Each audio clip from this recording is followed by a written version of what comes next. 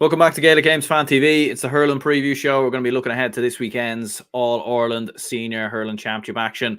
It's the final day in both the Leinster and the Munster Senior Hurling Championship. The final day in terms of how games go. We'll know come 6, 7 o'clock on Sunday who will be in the Leinster final, who will be in the Munster final, who will be going through to the preliminary round against the Joe McDonagh Cup teams, and obviously who will be knocked out of the championship entirely. And I think the only team across both Munster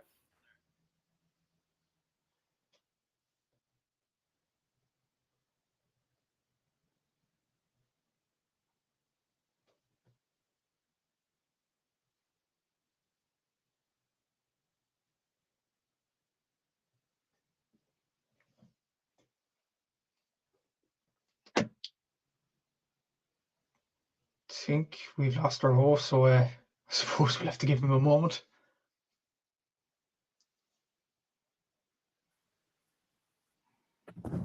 Wow, I got done dirty there. Like a minute in, and that happens. Like, goodness me. But anyway, it's a cracking weekend in both football in both football hurling. Obviously, we're not discussing the football. That video was out yesterday. But in terms of the hurling championship action, it goes down to the wire. Yeah, exactly. So it should be an interesting weekend. And yeah, thanks for having me on again, Aaron. And I suppose the permutations were all talked about in the hurling this week. I actually put up a few TikTok videos, and they got probably the most views I've ever got in a weekday, to be honest. Just posted about the Munster permutations, and a lot of people were saying I was wrong and things like that. And going back over Dennis Hurley's permutations on X during the week as well. Like, there was a lot being put out, and it can get confusing. There's no doubt, especially Leinster, because there is a rule actually, and I don't know, some of your followers actually know about this, but the 3-team rule where there's usually it's points difference that separate 3 teams level on points at Munster, it goes down to head-to-head in Leinster. That was brought in this season. It was brought in April, apparently, according to John Fogarty from the Irish Examiner. So I didn't know that, but I know it now. So yeah, it's going to be an interesting weekend, and I think we'll get a lot of calculators out and look at the games, because I was discussing with Seamus Brady in my own podcast earlier. Look at all the games, look at all the teams in the action in hurling this weekend. Only the Joe McDonagh Cup, the whole round of that, and Tipperary don't have anything to play for. Every other county has everything to play for. And to be honest, Tipperary still have Pride to play for, Liam Cahill's job to play for, so that should be interesting to see how they combat that against Clare. So yeah, really interesting weekend to look forward to. Not as much games, but a lot of Jeopardy going on this weekend. Yeah, Fell says here, nice to see you in green, Matthew. Yeah, absolutely. You're supporting the Limerick lads this weekend, no doubt about that. Unintentionally. To be honest, I do have actually 2 Limerick jerseys, so I might actually put one of them on Sunday. So we'll have to see. But to be honest, I want the best for Waterford as well. But there is a scenario where Waterford, Limerick, and Cork go through. So the followers know, if it's a draw between Waterford and Limerick and Tipperary beat Clare, then Waterford, Cork, and Limerick both finish in the top 3. So I'm hoping for a miracle there that Tipperary actually beat the banner, but we'll have to see what happens at the weekend. Absolutely. Yeah, I think you might be the only Cork man to have a Limerick jersey in history, maybe, or definitely maybe in the county of Cork. I don't know. But to be honest, Aaron, no, there is a TikTok video out there of Mr. Dan Casey himself in a Limerick jersey himself. Look it up. Wow. So I'll have to find that. Jesus, I'll have to find that. What is going on here? Like, Cork, and did y'all support Limerick before Cork started winning the last 2 games, or what happened? To be fair, Limerick weren't that good before this season. Like, to be honest, I was doing research for Limerick Voice and all that. Between 1941 and 2017, they won 1 Liam McCarthy title in 1973. So we kind of felt sorry for Limerick, I suppose, up until 2017. But then when they started winning 4 in a row, it's almost like, no, we kind of want this to stop now. It's getting too much. But look, if I was asked, would I dislike Limerick or Kerry more? I'd be more of a football fan, so I dislike Kerry more. But yeah, maybe a lot of Cork fans up in East Cork or the city would actually despise Limerick more. So I suppose it's about who you know. Absolutely. Yeah, we'll I suppose show the league table up on the screen, or the round robin table, maybe, before we get into it, to remind ourselves as to how things look. So image on the screen provided to you by at GA League Tables. Make sure to check them out on Twitter when you get the chance. So, yeah, Limerick are on 4 points. Cork with 4 points in second. Obviously, Cork have played all their games. Clare are third with 4 points. Waterford are fourth with 3 points. And Tipperary are sitting bottom with 1 point and obviously can't get out. So, like, there is a huge amount of permutations, and we're not going to get through them all, obviously, because there's so much really to discuss. There's so many different scenarios that can happen. And as you said, I heard that earlier as well. Like, I heard that being reported earlier on Twitter in terms of the Leinster Championship. I didn't know that either. So it's a little bit strange that it's different for each province. It makes things even more confusing because, but look, we'll crack into it. Limerick against Waterford obviously is first up. We were saying, obviously, last week, like, there is a scenario where Limerick and Waterford could draw and, quietly eliminate Cork. But at the same time, though, you'd imagine Limerick surely will bounce back. They do have a lot of injuries, though. I was looking at it. Peter Casey is obviously not going to be there. Dara O'Donovan, I don't think is going to be back in time. There's rumours Declan Hannon isn't going to be fit as well. So, like, Limerick do have a fair amount of injuries going into this one. And, like, it probably is a good time for Waterford to play Limerick, in fairness. Definitely, and Sean Finn might be out injured as well because he got that injury against Cork coming off the pitch early. So that's another one. I'm not sure about Darrell O'Donovan. I've seen on many outlets like the Limerick Leader during the week that O'Donovan will be back. Exactly. That was the point, definitely. But I suppose when I thought about it more this week about both of these sides drawing, I was thinking to myself as well, wouldn't it make much more sense from a Waterford point of view to have more of a chance of winning the Liam McCarthy Cup to knock out Limerick now, to beat them? Yeah. So I think, honestly, I might be touching straws there, but I think Davy Fitz will be going into these Waterford players and saying, beat these guys. This is the chance to knock them out. I think Pat Ryan would have been thinking the same thing last year. Remember the arguments going into the game between Cork and Limerick in the Gaelic grounds, thinking that Cork are the team to knock out Limerick. If you're going to knock out Limerick, it is the Munster Championship we're going to knock them out. Or else, if they get out of Munster, they're only going to get stronger and stronger once they got to Croke Park. I think Seamus Brady made a very good point in my podcast earlier that in Munster, it looked so hard for Limerick to get past games. But then once they came up against Galway, Kilkenny and Croke Park, it almost seemed like the games got easier for them. So maybe as they go further and further into the championship, the easier the games get for them and the more comfortable they'll get to going for that 5-in-a-row title. So I think, honestly, and I back this point, if any team is going to knock Limerick out of the championship before the drive for 5, I think it's going to be Waterford this weekend. Can they do it is another question. It's going to be a tough one to call. Apparently, I've heard unverified sources on TikTok and stuff like that. I commented on one of my videos saying that Davy Fitz was in Dungarvan during the week and he was laying into these Waterford players to go on and beat Limerick. He'll have them roiled up. I've no doubt Davy Fitz will have them roiled up. But my question is, do they have the temperament to go on ahead and beat them? They nearly did it against Clare. They nearly got over the line against Clare by coming back into that game. But for Limerick, I think Waterford would have to produce one of their best performances of the year to get past Limerick. But then again, even that won't be probably enough because when you think about it, when Limerick lost to Cork this season, and it was a massive game in Páirc Uí Chaoimh, no doubt about it, Cork still needed a last-minute penalty from Patrick Organ and a last-minute point from Brian Hayes to get over the line. So that tells you all you need to know how high a level you have to beat this Limerick team. So it's going to be tough for Waterford, but there's every chance that they can pull this off, but it'll be a tough one on Sunday to see. Absolutely, yeah. Like, and I suppose we saw like how vulnerable Waterford were defensively as well, and obviously you alluded to on the show last week, like not having Connor Prunty, obviously not having him there is such a huge loss from a Waterford perspective. And like obviously when you're watching that game, like with their full back line like pressing up, they were leaving so much space in behind for the likes of Shane O'Donnell, and then you had Darragh Lohan running off the edge, you had Davy Fitzgerald running off the edge, Mark Rogers doing similar. Like you feel like if they do something similar against Limerick, you know, it could be like this could get away from them quite early, because like Clare did fumble a couple of goal chances there, and I think with the likes of Galan, Shamie Flanagan, Garrod Hegarty, like these lads won't miss those chances, and like that could be a real difference in the game, I think.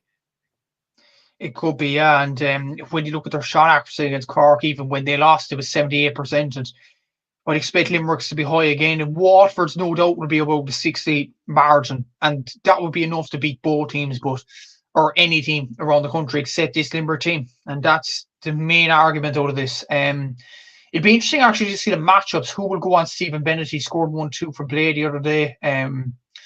Even Daisy Hutchinson, who will take up him? Who will take up Mikey Kiley? If Sean Finn is fit, who will he go on? Who will, like Mike Casey's another injury doubt as well? I don't know. Will he be? Will he win the race against time to get fit for this game? Dan Morrissey, who will he pick up? What's the role with Dermot Birds? Is he going to be back on form? Because someone mentioned in my podcast earlier today, he has not been on form. Throughout the league and throughout the championship, he scored nothing from play so far. His free taking has been surprisingly really, really bad so far this season. So will he start to turn it on? Cian Lynch was really anonymous against Cork. Will he start to turn it on? Garrod Hagerty as well. They played well enough against Cork, to be fair to him, but will he turn it on again? Aaron Gallan, like, who goes in him from Waterford? Like, that'll be a tough one to call. Who, like, when Conor Prunty is not there, who will take him up? Will it be Ian Kenny? Will it be Iarla Daly? Who will be in that Waterford defence? And the midfield battle is going to be interesting as well. You look at Jamie Barron in there. You look at other players, Neil Montgomery's in and around that area.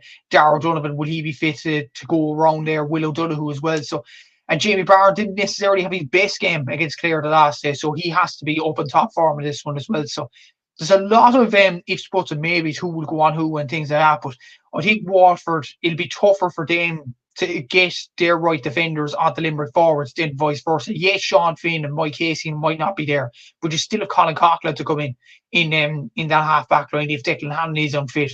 You still have other players like Richie English there if he is fit, or even Aaron Costello, who hasn't got much experience but is still a very, very good operator. So yeah, it's going to be a tough one to call, and it's going to be interesting to see the matchups on Sunday. Yeah, and I think even Adam English is really knocking on the door as well. Like, he was instrumental when he came off the bench versus Clare, and thought he had a very good game coming off the bench against Cork as well. So I think he's definitely put his hand up potentially for John Kiley to come in. Like, what do Waterford need to do you think, to give themselves the best possible chance at winning this game? Like, because they've done so much right against Clare and didn't win the game.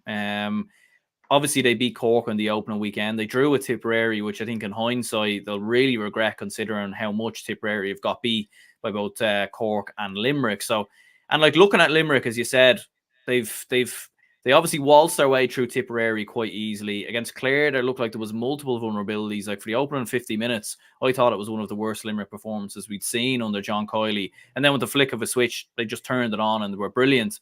I thought they did well against Cork for large parts. They were just hit with sucker punches from those goals. And then obviously they turned it around, and obviously then Cork turned it around a little bit after that, and it became a bit of a mental game. So, like, what do Waterford need to do, in your opinion, to give themselves the best possible chance at winning this game and potentially knocking Limerick out of the championship?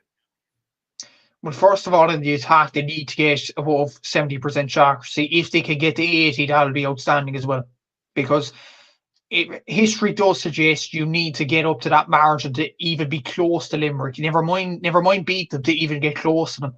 Cork got 78% last season, or 77% last season, and lost by a point. Kilkenny got in and around that margin in the All-Ireland final in 2022, still lost that game. Cork got about 76-77% in the last game that they beat them by 2 points. You can see a trend there. Like, if you're going to beat Limerick, your shot accuracy has to be high. And Waterford, I haven't the stats out front of me at the moment, but I think their shot accuracy against Clare was 63%, which is fine, but they need to get higher if they are to beat Limerick, and take every free opportunity that they have. To be fair, Daisy Hutchinson has done that this year while he's been on the freeze, so that is a plus. And Daisy Hutchinson is in and around the square as well, which is another plus. That David Fitz is using his strength. And number two as well, they have to bring a ferocious pace to the game, just like Cork did in Páirc Uí Chaoimh, to even beat them. Are Waterford capable of that? Absolutely. Because you see the ferocious pace that they took to Clare in that last game in Tuesday Park. You see the ferocious pace that they took to Cork and Walsh Park. And even against Tip, even though they look back at that game thinking they probably should have won that game at home. I think Waterford are well capable of doing it, and they have to produce it in like 2-3.0 in this one. And number three as well, their defenders have to have one of the best games of their lives. They didn't do so against Clare. They didn't cover themselves in glory when Conor Prunty was in the full back role. Like the David Fitzgerald goal and the Darrell Owen goal in particular last weekend was major signs of worry for Davy Fitz, I'd imagine, because it was just literally the sliver bombed into the square and the whole Waterford defence just opens like the Red Sea after that. That can't happen against Limerick. When you have Aaron Glan sniffing around, you have Seamus Flanagan sniffing around, Cian Lynch if he's in around that forward role. You have Colin O'Neill in the form of his life at the moment, scored, I think, 2 or 3 points from play against Cork the last time out. Gerald Hagerty, you have Tom Morrissey who could flick it on at a switch of a button. So, look, I think all those 3 things, and this is the key for Waterford, all those 3 things, shot accuracy, intensity, and defensive performance, have to all be there to beat this Limerick team. It'll be a tough ask, but I think all of them have to be there for Waterford to even come close to beating Limerick in this one. Yeah, and I think Desi Hutchinson needs a big game as well. Like 1 point from play against Clare. Like I think as good as Waterford were, I think he's probably been the one player, in my opinion, that we just haven't seen the best of under Davy Fitz in the last couple of seasons. Like you see how good he is for Ballygunner. You saw what he was like, obviously, under Liam Cahill as well. So I think if Waterford can get the best out of him, they do have a chance, in fairness. Fell says, don't the Deutsche have a few lads out too? They've Conor Prunty out, and I think there's someone else that's eluding my name as well. I can't. Yeah, I can't really remember who the other lad is. They definitely have their main lads there anyway. Like you've got Stephen Bennett, Shane Bennett, obviously coming off the bench as well. Kieran says, agree with Matthew. If Limerick aren't stopped in Munster, I don't think they will be. And Fell also says, will Kinnerk have figured out what happened to us on the Cork puck out? Yeah, I'm sure they would have been looking at that. No doubt about that, because Limerick were so vulnerable. Like I've never seen them concede so many goal chances. In fairness, like in one game, especially directly from Pat Collins' puck outs. But like in terms of a prediction, then what would you be leaning towards? I mean, it is a tough one. Like Limerick have shown in moments in games how good they can be. But they've also shown in games like where they've just completely just fell apart in different moments against Clare at the start, and then obviously towards the end of the game versus Cork. Tipperary, obviously they put them to the sword quite easily. But what do you reckon? Like, what's your thinking going into it? Because Limerick are the favourites, but it's definitely not a sure thing. It isn't. I think Waterford are capable of bringing them 3 scenarios onto the pitch, the intensity, etc. Do I think they could get them all 3 on the pitch at the same time? No, I don't think they will this weekend, because they put so much into the Clare game last weekend. It's going to be near on impossible to repeat that intensity, if you know what I mean. I think Limerick will win the game, but I think they'll win it by, I don't think it'll be a short thing either. I think it'll be about 2 or 3 points, but it should be a very tight game to call.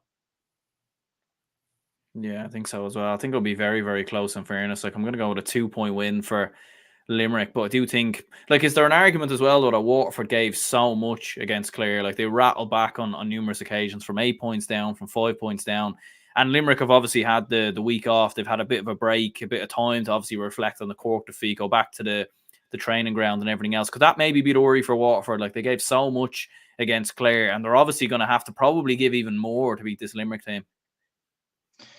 That's exactly it. And it's going to be difficult to see Waterford get everything right on the day. I'm sure Davy Fitz would want that, but it's going to be near on impossible to do it against this Limerick team.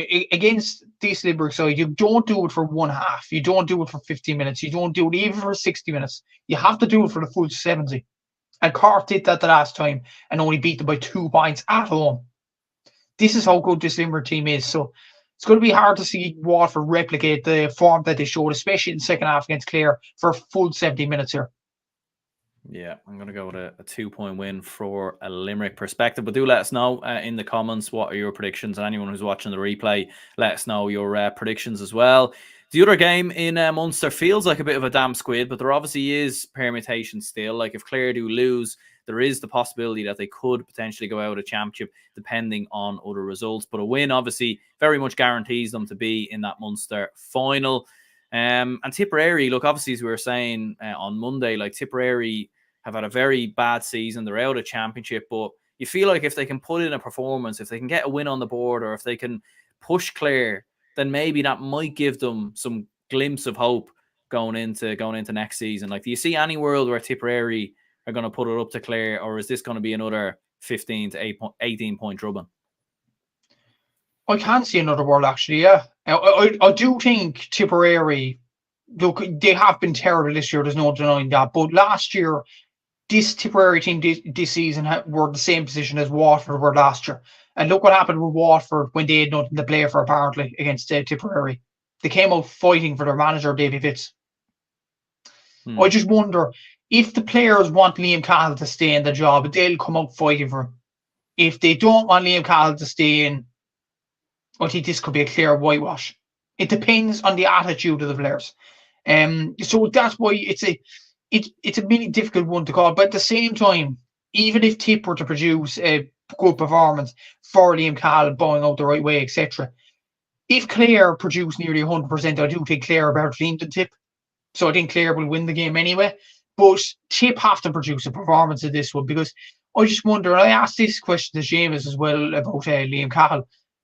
Like, even if Tipperary win this game, does that save his job? Because there's been such terrible results beforehand. The result against Cork was awful. The result against Limerick, that was their biggest defeats in history. Not just this season, not just the last decade, in history. So Tipperary have a lot to prove here. And they have to prove it for their manager. If they want him to stay, let him stay. Another thing Seamus actually pointed out to me as well, like the same stuff with Tipperary that we've been banging out for over the last few seasons. Noel McGrath, John McGrath, Patrick Bonamara, all the same team. Maybe this is the game to try something different. Maybe this is the game to bring in Billy Seymour in this one. He's the top scorer of the Tip Championship. It can't hurt trying him. If you're not, and if it doesn't work in this game against Clare, then they need a bit more improvements, and they have a year to improve. That's the beauty of it. Obviously, they're out of the championship, but there is a chance to be in transition over this. And I'm sure Tipperary fans don't want me to say this, but it's what they are at the moment with the hammering they got against Cork. So something has to click with this Tipperary team.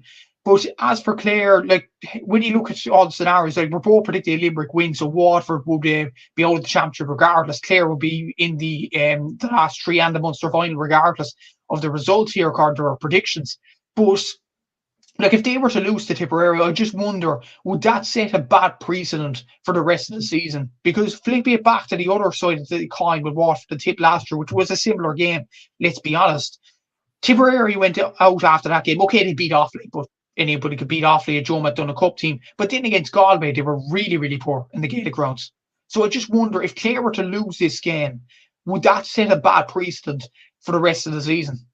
So I'm sure Brian Lohan's team won't want to lose this either. So maybe there is a lot more on the line than just permutations and stuff like that. Maybe there is just playing for the managers and things like that. And maybe there is for Clare to gain more form as the All-Ireland Championship continues. Yeah, Fell also says here the Tip lads are going to tog out and walk out on Semple, where the away fans turn up demoralised, the whole county. Yeah, I nearly feel like if Tipperary were given the option to forfeit this game, they probably nearly would. Do you know what I mean? Because it is going to be absolutely demoralising. Like, if you thought there was no fans there last week, there's probably going to be even less there this week, because of the fact that last week they were actually still in the championship, whereas now they're gone. You know, so there's probably going to be even less there. But I agree with you. Like, I think Liam Cahill should flip the script a little bit here and just throw, 7, 8, 9 new players out there, because at the end of the day, what else have you got to lose? Like, if you lose by 9, 10, 11, 12 points, well, then at least the narrative will be you throw in a whole new range of new lads and it didn't work out. Whereas if you keep with the same team and lose and get beat in the same way, like, it's not going to be a good look at all. Like Liam Cahill did say after the defeat to Limerick, he said there was going to be consequences and there was going to be changes, and there's been a few changes, but really not enough. So I'd agree with you. Like, the likes of Dan McCormack, I think, should come into the side. Billy Seymour, who, I don't know what's going on with him. Is there an injury or is there something else going on? We don't know. Like, he should definitely come into Tipperary, and maybe a few other young lads should come in as well, because, like, at the end of the day, what they've been doing hasn't been working. And I know, obviously, John McGrath, Noel McGrath, Bonner Marr, like, these are fantastic servants and legends of Tipperary, but they definitely should try something different in this one. And like when you look at their under-20 success and all that in 2018 and 2019, where they beat Cork 2 years in a row to the All-Ireland title, and you look at how Cork have progressed, when you look at how they've progressed this season, bringing in the young talent and stuff like that, surely it can't hurt for Tipperary to do that all the same. Like, you know what? A lot of Tipperary fans were actually begging Liam Cahill in the media and things like that to bring in Darragh McCarthy, a guy from Nina CBS in the under-20s at the moment from Tipperary. So that just tells you the attitude amongst the Tipperary support. They want the young lads be brought in, because what's the point of underrated success if you're not going to bring these lads in? And I think Darragh McCarthy, don't get me wrong, outstanding hurler and will be a very good hurler tomorrow night when they play Cork in the under-20 Munster final. But Billy Seymour is out at under-20 now. There's no excuse. Put him in. Like, he scored. How much has he scored in the Tipperary Championship, and you're not putting him in even on the panel? And it's like, what? Like, what's this about? Like, what's the plan? What's the vision in Tipperary GA if you're not going to bring exciting young lads through like this? So they need to try something different. And it is a start to bring in the likes of Darragh Stakelin from Turda Sarsfields, who did impress in the Tipperary Championship. Okay, that's a good start. You need to bring in the Kildangan lads now. They actually won the championship in Tipperary. So prove it, Liam Cahill. Prove you're not biased or anything like that. Bring in these guys and see what they can do out in the field of play. And I'd throw you back a question, Aaron, about Liam Cahill. If Tip were to win this game, do you think he's gone even if they do win this game? I don't think so. I think if they win the game, I think maybe they stick with him, because when you look at last year, things went very well to begin with. They obviously went quite well in the league, I felt, obviously beating in the semi-finals, then obviously went on to the quarterfinals, very close to reaching a Munster final. Things just went a little bit sour towards the end. This year, like in the league, you can't really judge it. Like, league form kind of doesn't really matter the best times. They're okay. They had a few moments here and there. Then obviously in the championship, like, yeah, it's been a bit of a disaster in all honesty. But I think if they were to win, and maybe if he was to change it up and bring new players in, then people might look at it and think there's an opportunity there. Because, like, where else do you go? Like, do you go to Brendan Cummins? Do you go back to Aleem Sheedy? We're obviously speaking of that previously. So it's, you know, I don't think this is like a Colm Bonner situation where you have someone just waiting in the lurches, which was obviously Liam Cahill the last time. So yeah, it's an interesting one. A2 says if this was FIFA, you'd sim this game if you were Tip. Kieran says, how has Tip support gone so bad for such a hurling superpower? A bit surreal, regardless of form. Yeah, it's interesting. Like, I do have family from Tipperary, so maybe I'll have to ask them at some point, like, what on earth is actually going on there? Because, like, my knowledge of Tipperary was always that they were a mad hurling county, that they'd support their footballers through thick and thin at the best of times as well. Clearly the buy-in isn't there. That must be what it is. But yeah, like, it is going to be very demoralising. Like, when the Tip lads look around Thurles on Sunday and they just see seas of yellow, like, there'll be very few Tip fans there. The thing is, well, look, I have relation to Tipperary, and I lived in Tipperary in North Tip during my time in college as well. So I know bits and bobs about it. And according to them, these people that I have been talking to, is that they do not believe, even before the season even started in 2024, they didn't believe in the Liam Cahill project. And I was just wondering, why is that? Like, they were under-20 champions, and he did well in 2023 to gain a bit of form and stuff like that. But maybe the game against Galway, the confidence started to drain a bit. Because, like, to be honest, let's be honest, call a spade, Tipperary, player for player, are a better team than Galway. They are a better team than Galway. They were certainly a better team last season, and somehow they lost that game. I don't know how they lost that game, but we'll move in with it. But a lot of fans seem to be as well, and it was the key thing was the Kildangan players. Liam Cahill, for some reason, doesn't pick these players, despite winning the Tipperary Championship. But to be honest, with him, ease in some games. I know they went to a replay against Turda Sarsfields in the final, but up until that final, Kildangan were the best team in the championship. So you're thinking, why isn't Liam Cahill actually putting belief into them? And Alan Flynn obviously came out to the media even before the season started and said this sort of crack as well. And to be honest, by looking at Liam Cahill's team selections and listed Alan Flynn once again and reading articles and stuff, maybe he's actually right. So yeah, it's a difficult one to comprehend, definitely, but maybe that could be a solution as well. That like he picks players based on which club they're from. If you're from Turtle Sarts, it's okay then. Drummond Inch, yeah, grand.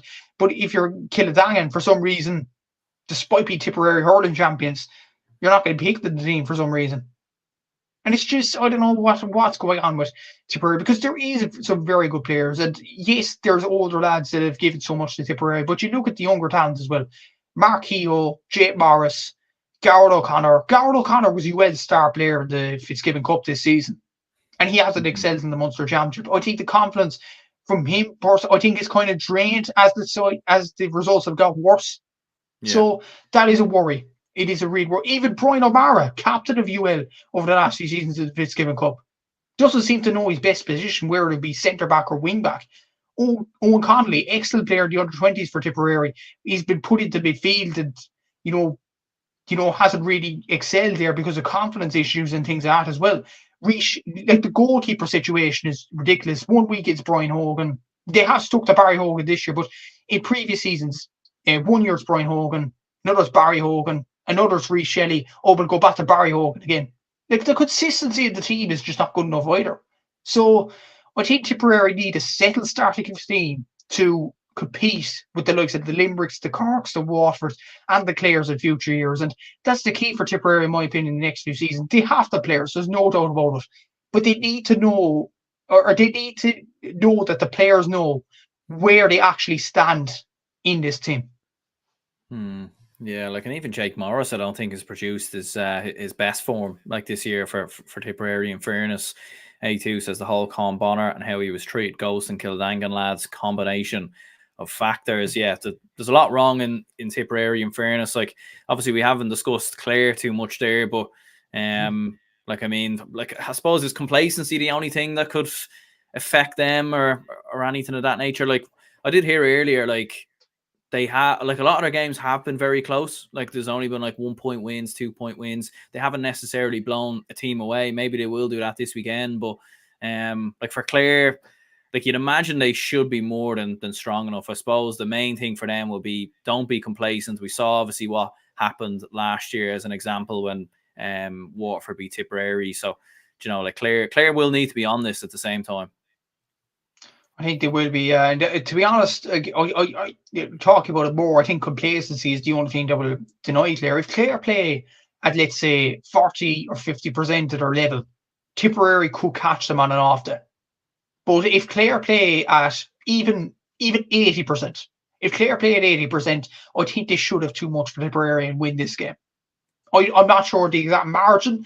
I think it'll be about, let's say, give or take 5 to 8 points. But I think that's where Clare need to get their level to 80%. That'll be enough to get them over the line. But Brian Lohan will be drilling something into these players beforehand, because I don't think, unlike Tipperary at this stage last season, I don't think Brian Lohan's Clare team to be complacent in these situations. I think the only time they were complacent over the last few seasons was the Kilkenny game in 2022 in the All-Ireland semi-final, where Mossy Keown scores a goal, did Cian Kenny scoring a goal as well. Clare were wiped out of contention that day, but I think they have learned from their experiences since then. So I do think Clare don't have the history in 2023 and 2024 of being complacent. That's the reason why I think they'll do enough to get over the line this one. Yeah, I think so as well. Do you reckon Tony Kelly starts, or is he still maybe not quite ready? I think this might be the ideal game to start him. Going into the Munster final, maybe to gain a bit of match fitness. I think it is, honestly. I think he is.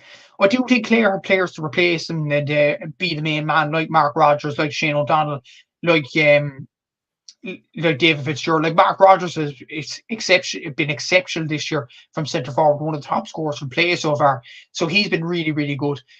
But Tony Kelly might get match fitness back into him, match sharpness. So I do think it wouldn't be necessarily a bad idea to start him. Maybe bring him off, I'd say 50, 60 minutes in, something like that. So it might be a good idea just to start him to get minutes in the legs. Yeah, absolutely. How many points are you going for Clare, boy? I go about 5 points. 5, yeah. I'm going to go 8 points for Clare. I think Yeah, I think it honestly could be more. To be honest with you, I actually think if Clare go 7-8 points up with 10 minutes to go, they'll probably end up winning by 15 or 18. But I think Tipperary will give it a really good bash, and then I think Clare will push on in the final 7-8 minutes. But yeah, it could be a grim watch as well for Tipperary fans. In fairness, moving across to the Leinster Hurling Championship, then we'll throw the league table up on the screen there so we can see how things are looking. So 4 games played, obviously, for all the teams. Kilkenny are sitting top at 6 points. Wexford, Dublin, Galway, all with 5 points going into the final round of games. And then Antrim, 2 points. Carlow, 1 point. And I think what makes Leinster so great is that every team that's right beside each other there are all playing each other this weekend. So Antrim are playing Carlow, Dublin are playing Galway, Kilkenny are playing Wexford. So you feel like really every game is up in the air, and which is absolutely great to see. We'll start with Galway versus Dublin. Dublin were very good, very impressive against Kilkenny, but ultimately did not get over the line. They've done so much right. Galway have been very unusual at the best of times this season. Like, probably should have beaten Kilkenny. Got absolutely beaten out the gate, really, by Wexford. Well, especially in the second half. They played all right in the first half. And then against Antrim, they weren't particularly great, really, until Antrim went down to 14 men. Yeah, it's been an unusual season for Galway the best of times. And again, much like Dublin Kilkenny last week, you feel like there is an opportunity here for Dublin to get something from this. I think Dublin have performed better than Galway this year, and there's always a chance that Dublin put it out of the bag. But in Pearse Stadium, it's going to be very hard for the Dublin players to get themselves off the floor. I was obviously talking to Seamus earlier, and he was basically saying about this, that the Dublin players put in so much to that Kilkenny game. He's not sure whether Micheál Donoghue's team can raise the level once more. Dublin will have to do it. It's as simple as that to even beat this Galway team. And I think, honestly, Dublin have performed better than Galway this year. Galway have been really, really poor this year. Like against Wexford, they were very poor. Against Kilkenny, there was a chance to beat them with Kilkenny having half a team in Pearse Stadium. They didn't beat them. Carlow, there was a stage in that game where Carlow put it up to Galway, and that was in Galway's home stadium as well. And against Antrim, if Ryan McGarry doesn't get sent off, I don't think it's an unpopular opinion, Aaron. I think Antrim would have gone on and won that game. So I think Galway are in a very bad state at the moment. But look at the permutations. A win would get them into the top 3. So that's all they need to do. And I think that'll be drilled into the players by Henry Shefflin, by hook or by crook. So it will be interesting to see that kind of dynamic. But for Dublin, it's as simple as this. If they lose, they're out of the Leinster Championship. They're out of the All-Ireland Championship. And if they draw and Wexford win, then the Dublin are out as well. So only 5 scenarios where Dublin go through. So it's going to be a difficult day out for the Dubs, no doubt about it. But yeah, it's a very tough one to call because both sides want the same thing. Effectively, yeah, and it is confirmed the loser of this game is out of Championship 2024. So it's a knockout game. So it's a big game to call and a tough one to call as well, considering I think Dublin, as I said, they have performed better this season, but there's always a potential for Galway at home to raise their level in the final game and snatch victory. Well, that's the thing. I don't think we saw glimpses of what Galway can do, and Galway at their best against Kilkenny. But in general, we haven't really saw Galway hit their best form as of yet. And it kind of is hard to know with Galway the best times. Stockroom team had a good commentary earlier. Clare have been going well in games, but then letting them back in. If we pull ahead a tip and let them back into it, I'd be very worried. Yeah, that is a fair point in fairness. And A2 says if Dublin can back themselves and go again, they can do it. Playing in Salt Hill is a nightmare, though. Yeah, Dublin's record against Galway recently has been very good, but obviously I think our only defeat in our last 5 against Galway has actually come in Galway. So it's going to be tough. You got Micheál Donoghoe going back to his former team. There is a lot of storylines there that can potentially be written. Chris Crummey was outstanding the last day. Keane O'Sullivan obviously going to be injured now as well. It's going to be tough for Dublin, but it is possible. I feel like if we produce the same performance against Kilkenny in this game, I think we can beat them. But I think the opening 20 minutes is going to be crucial because I do think this Galway team are low on confidence. We saw that against Antrim. So if Dublin can start fast, put up a bit of a lead, I think there is a chance. I think there's more than a chance there. I think Dublin will beat Galway this weekend. Wow, there we Well, go. I think I said they'd beat Kilkenny and they nearly did it. So I just feel Dublin are performing better than Galway. And for the championship in general, I think it would be a shame if Dublin went out, because there's a lot of motivation and potential behind this Dublin team right now. Like Micheál Dunn, seems to get the right performances out of the lads at the moment.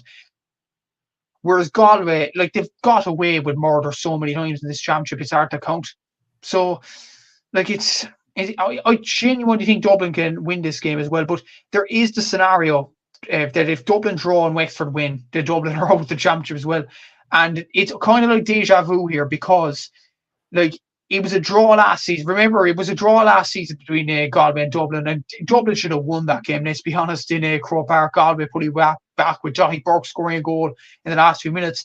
And Wexford always have some kind of thing in them to beat Kilkenny, no matter what game it is. So could Lady Luck be on the wrong side of Dublin again? It could be, but I just feel Dublin will have enough to beat this Galway team come Sunday. It's going to be a big game for Dublin. I will be actually interested to see how many Dublin fans actually come out and support their team in Pearse Stadium this Sunday.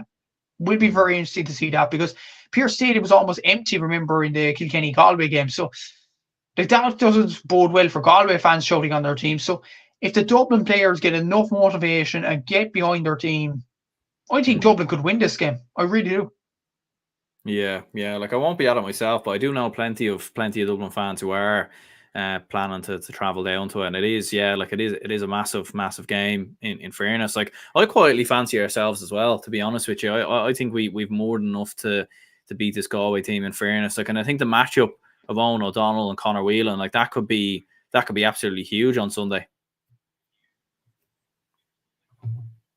Yeah, definitely so. Like Owen O'Donnell, obviously well documented, one of the best defenders in the country. Conor Whelan, top scorer from play last year. So if Owen O'Donnell keeps him quiet, and again, Owen O'Donnell would have to have the game of his life really for him to keep Conor Whelan quiet. And as well as that, Dublin can't concede much frees, because Galway have two free takers in Evan Nyland and Conor Cooney. Whenever they hit the ball, in a place ball situation, they'll put it over the bar. So I think Dublin, if they concede under 10 scoreable frees, that'll be a good way to going on and stopping Galway, because they maybe get their scores off frees, the Galway team. So, and again, Galway would be thinking the same thing. Johnny Burke and Troll would be thinking the same thing.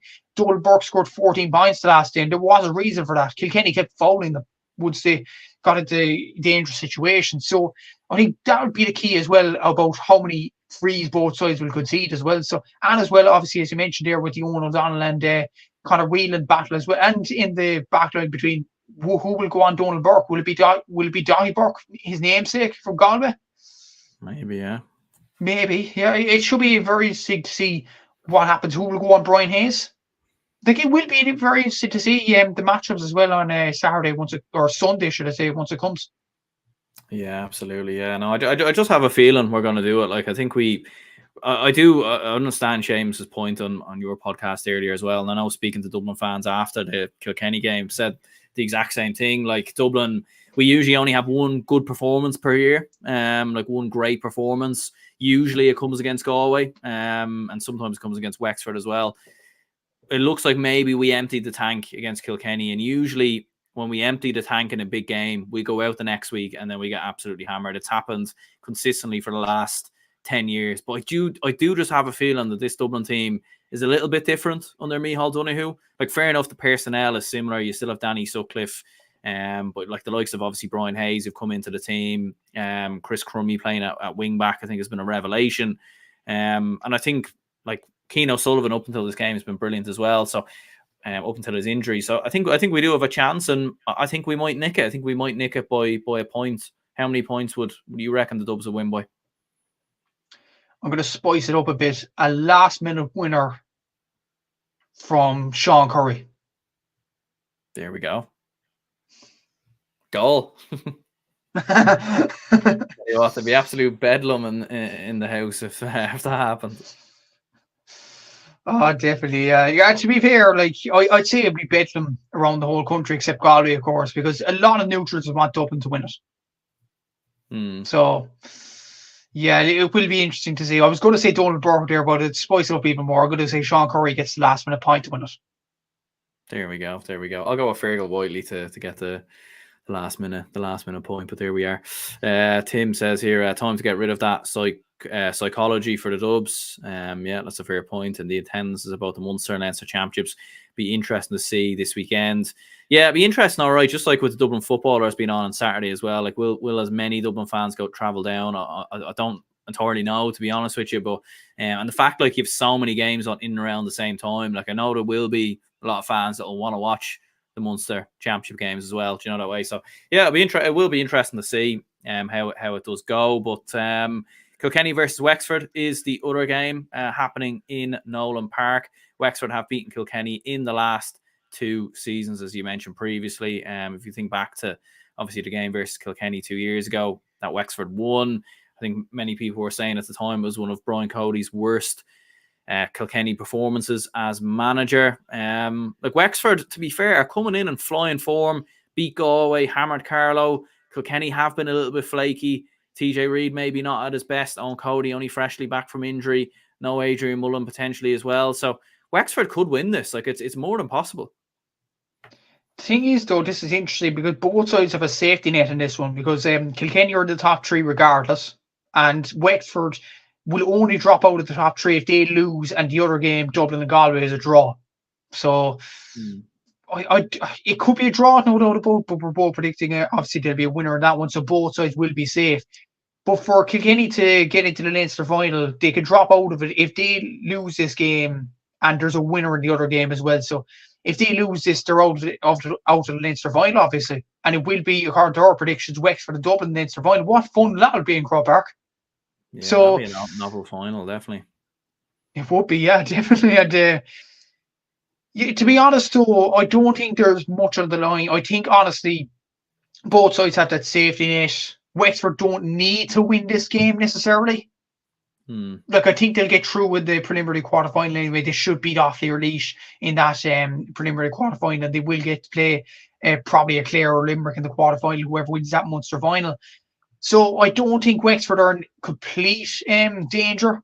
So for that reason, I think Kilkenny might actually get over the line this one. I think they'll win this game by about maybe 4 points. But it will be a tight one to call. And it depends who wants the Leinster final more at the same time as well. It might be a difficult one to call in that scenario too.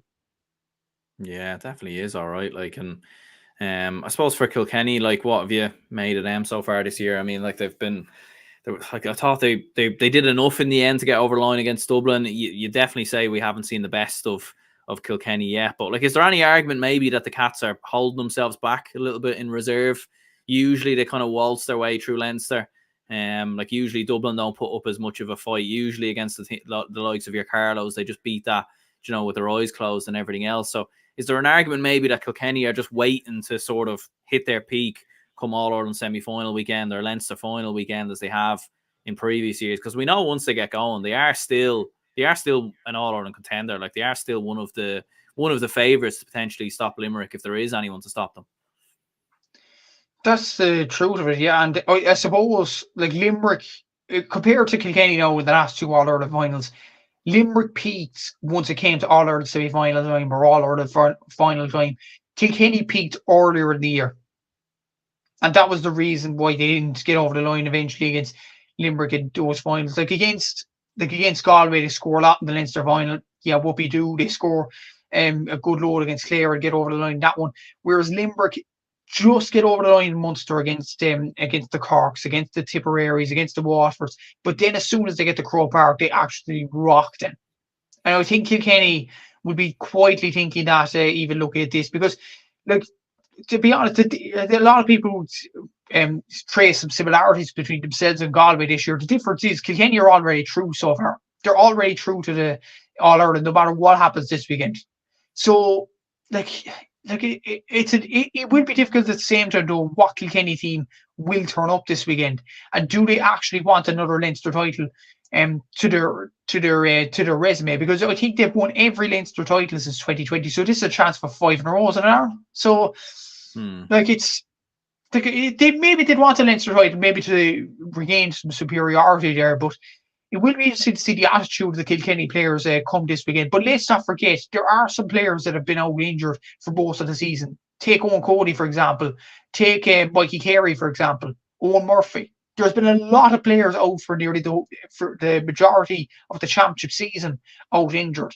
Once they come back into fruition, I think you'd see a different Kilkenny once that happens. So it'd be interesting to see their attitude more than anything in this Wexford game at the weekend. Yeah, like I think in terms of a prediction, I think I'm going to back the draw for this one, because there had, like, between Kilkenny and Wexford in the last couple of years, there has only been a couple of points in it, 1 point here or there going down the home stretch. I think they drew obviously in 19 as well before they obviously went on to play each other in the Leinster final. So yeah, I'd back this to be a draw. What would you think? I'm going to say Kilkenny by about 4 or 5. But again, it depends on the attitude of both teams. Yeah, like I think Wexford though are coming in strong. Like Lee Chin's flying it.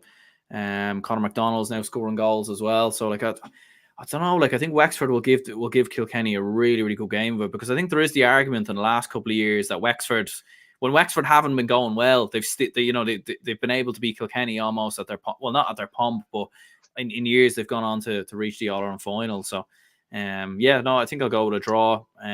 Which I'm not too. How would that leave the Leinster permutations then? If Dublin beat Galway and Kilkenny Wexford drew, would that be a Dublin Kilkenny Leinster final? If Dublin won and Kilkenny Wexford drew, yeah, it'd be a Dublin Kilkenny final, Wexford in third. And that's why I'm being with Wexford. There's not much jeopardy with them this weekend. That's the only reason I'm predicting them to lose in this game. But it depends on the attitude. Do Wexford really want to get into a Leinster final? We'll have to see it the weekend. Yeah, it's gonna be interesting, in fairness, and obviously so many games happening at the same time. It's gonna be interesting to see. Tim says Wexford for me. Yeah, there we go. I think Wexford definitely are getting a good amount of shouts, in fairness. The other game, or the last game in Leinster, Antrim versus Carlow. Still a lot on the line in this one. Obviously, both of these two are out of the championship, but in terms of relegation, that could still happen. One of these will be playing in the John McDonagh Cup next year. Antrim sitting on 2 points, Carlow with 1 point. Antrim at Corrigan Park, though, they are a completely different animal. They obviously beat Wexford. They were very good against Galway for a large part. So Carlow got their draw against Kilkenny, and that was a famous result. But you just feel like maybe Antrim are going to be too strong here. Yeah, especially at home. I think if this game was on Netwatch Cullen Park, I think we'd be talking about a tighter game here.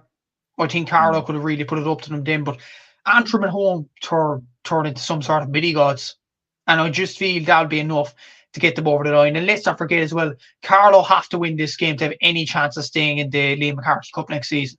The permutations are simple for that, so they'll be going all out to win this one, no doubt about it. And I just feel like Antrim are the kind of team that catch teams on the break. Like, look at the Westmeath game last year. Westmeath, given the result that Wexford got against Kilkenny, needed to win that game in Mullingar last year, and Antrim caught on the break so many times last season and picked them off in the last few minutes particularly.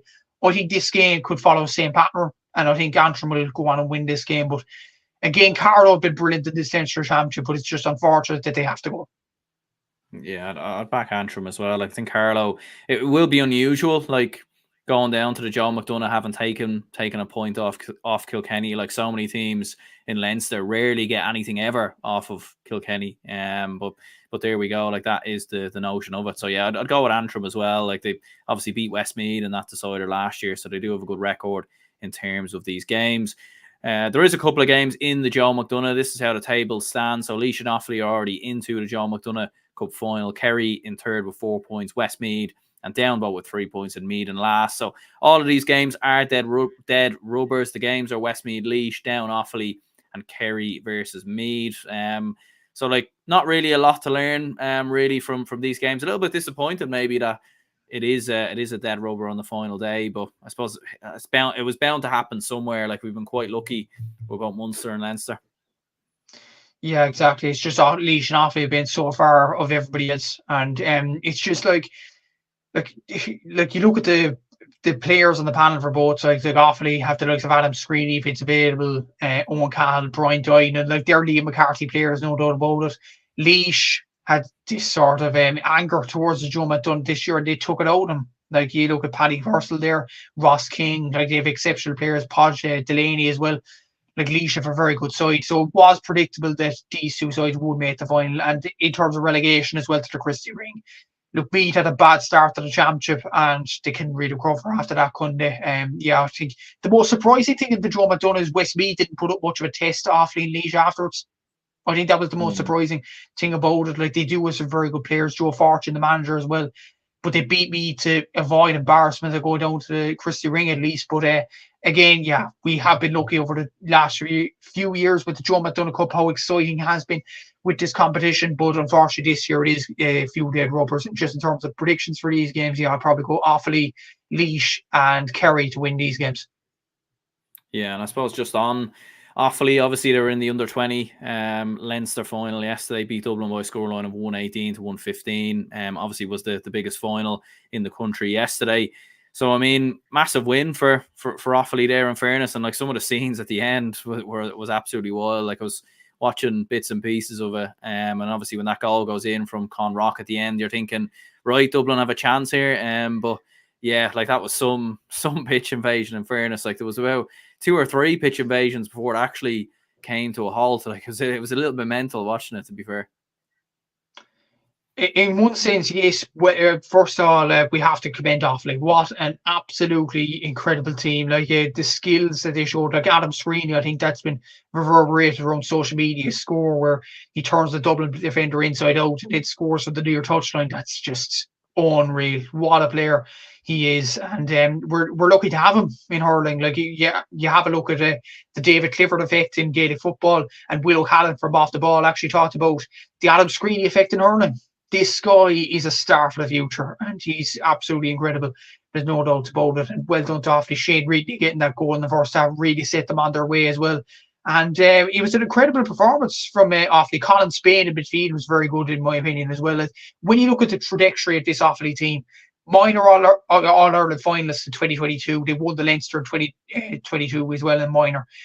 In 2023, they won the Leinster under-20, and now they've won back-to-back Leinster titles with the same group of players. And the same group of players are still available next year for the under-20 championship as well, which is absolutely incredible. So what a win for Offaly. Dublin really put it up to them, and they should be credited for a brilliant game of hurling as well. And I'm sure Offaly will put it up to either Tipperary or Cork, whoever wins that game at the weekend. And on pitch invasions, Aaron, it was brilliant to see the Offaly people streaming onto the pitch, there's no doubt about it. But you have to think about it at the other side of the fence as well. Like, I don't want to blame David's advocate and stuff like that, but imagine if Con Rock's shot actually went wide and hit someone in the crowd when the crowd were actually on the sideline. That's dangerous out there. And I think something needs to be done about these pitch invasions. And I talked about it earlier on with Seamus as well. There was a few instances with the Cork and Limerick game as well, where a 16-year-old girl actually got trampled on, and nearly, it was nearly fatal. But a steward actually dragged her out of the danger, thank God. And she's okay afterwards, thank God for that. But something serious could have happened yesterday, especially with a slitter flying at such a ferocious pace. Imagine if he hit a spectator on the sideline.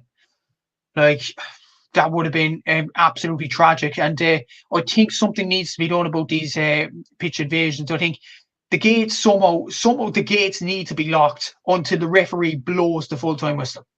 It's as simple as that. Something needs to be done about that, because it was brilliant for Offaly supporters to run on and enjoy their occasion. They are well entitled to back-to-back under-20 titles. Is a brilliant achievement by all. But just for safety concerns, the gates need to be locked until the game is over, essentially. Yeah, and there was very little presence of stewards as well. And whether it was because it was an under-20 game, surely they knew there was going to be a huge crowd there, because after these under-20 hurlers have been really well supported by this Offaly team, in fairness, as we very well know. So, whether it was a lack of stewards maybe there, something of that nature, that's definitely something they could do. But as you said, it was mostly young kids running on the pitch, so you can't really blame them, in fairness. But I just think maybe the stewarding needs to improve. Yeah, exactly. And it needs to improve maybe up and down the country and things like that as well. It did improve, and it can't be done. Look at what happened in Croke Park at the end of the 2010 campaign after the Loud and Mead incident. Croke Park security actually got very, very strict on people running onto the pitch. And Páirc Uí Chaoimh did up until the Limerick and Cork game as well. and that just escalated, and it could have been a serious incident for the 16-year-old girl as well. But yes, something needs to be done about stewards and things like that for these sorts of games, because I think Portlaoise staff and the GA staff would have known that Offaly Hurling is on a high at the moment, with the McDonagh Cup team doing well, with the under-20s, with the minors, with Adam Screeney obviously being the face of hurling in the county at the moment. There was going to be a lot of people in the ground. So something has to be done about the stewards and things like that. And it has to be better policed, in my opinion, in the future. But maybe last night might be a learning curve in improving stewarding for the better. Yeah, like, and we don't want to see pitch invasions go. Like, pitch invasions are obviously such a part and parcel of GA, and you know, obviously they have been stopped in Croke Park, and look, I think that's fair enough. But I think in the smaller grounds and everything else, like you do love to see them, as long as they're obviously done rightly, they're done safely. The stewards are there to make sure it's done correctly. But yeah, like, I felt bad for both sets of players as well. Like, it must have been a very unusual scenario for both the Dublin players and the Offaly players, kind of having, like, some, you know, gangs of crowds coming on, then running off. And obviously the majority of them were kids, and you can kind of understand that, to be fair. But yeah, I just think it needs to be managed better. In fairness, in terms of bet of the week and player of the week, who would you be looking towards? The bet of the week, I think I'd have to go for Dublin to beat Galway. I think that'll be definitely one to watch at the weekend. And a player of the week this week, tough one. I'd probably go Owen Wall, Kilkenny. I think he has done well over the last few games, and I'm going to go for him to excel against Wexford. Yeah, I think in terms of shock of the week, I'd probably have to go with that as well. Dublin beating Galway. You know, like, I imagine Galway are favourites, but I don't think they're huge favourites, so I probably would go with that as well. I do think in the Joe McDonagh you might get some mad results as well. Would it be in the final? Like, it wouldn't surprise me if Westmeath beat Laois, just because of the fact that it's the final round of games, and Laois and Offaly will obviously be looking ahead to the Joe McDonagh and everything else. But yeah, I think in terms of player of the week, I think there'll be two players I'd look towards. I think Laois in for Wexford, the form that he's been in. I think if he produces along the lines the same type of performance as recently, I think Wexford could very well win this game. And I think Chris Crummey as well, like, his performance against the Cats was absolutely huge. But I do think other Dublin forwards are going to need to step up. So I think Danny Sutcliffe is one player I'd look towards there. So yeah, let us know your thoughts, your opinions in the comments in terms of your predictions for this weekend's games, what you think might happen. And anyone who has tuned in, if you could hit the like button and subscribe. And if you've tuned in on any audio podcasting apps, if you could leave the podcast a rating, that'd be absolutely fantastic as well. Make sure to check out Matthew's podcast, the Gaelic Statsman podcast, and make sure to check that out when you get a chance. Yeah, Matthew, cheers very much for coming on. Cheers anyone who tuned in, and speak to you all again.